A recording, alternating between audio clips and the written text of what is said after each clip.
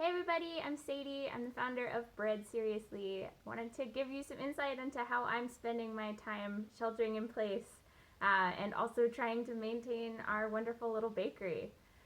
So one of the things that we immediately thought of when we heard that we had to be sheltering in place here in Berkeley, California, was that we have to keep our sourdough starter alive. So our sourdough starter is this beautiful little baggie of goo right here. This is the lifeblood of Bread SRSLY. Our sourdough is a collection of wild yeast and bacteria that we've been cultivating over the last 8.5 years, and it goes into every single loaf of bread that we make.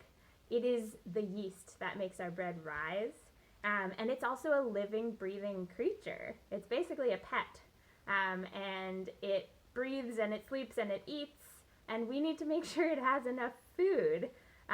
So just in case anything goes wrong at the bakery or we find out that we have to stop producing our product, we've actually sent some sourdough starter home with a bunch of our staff to help keep it alive, just in case. So today I'm feeding our starter. So I've got some flour mix here. This is arrowroot, organic sorghum, organic millet, organic psyllium husk, and salt. And I'll be just adding the sourdough starter and along with some water. And that will be enough food for our sourdough for another week. It'll live in my refrigerator. I'll take it out next Saturday and feed it again to make sure that it has plenty to do and to eat while it's also sheltering in place. So it's been an interesting journey. I hope that you are all finding creative outlets and spending time in your kitchens. But here I'm just mixing the flour and the water. It's not a super glamorous process, but I'm always amazed and surprised at how easy it is to keep and maintain a sourdough starter. And if you are spending time at home, this is the perfect time to start your own sourdough because it takes about a week before it becomes cultured.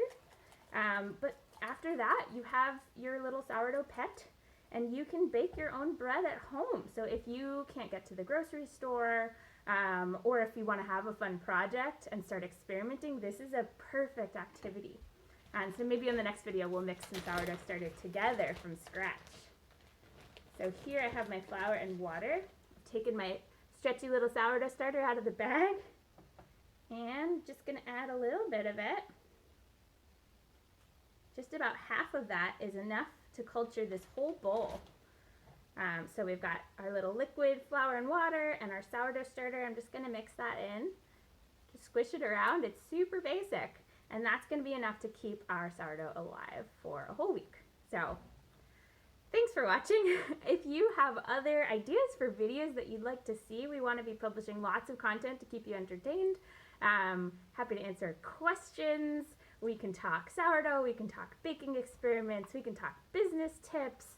Drop a comment in. I'd love to hear what you have in mind, and let's catch up soon. I hope you're all staying safe and being kind to one another.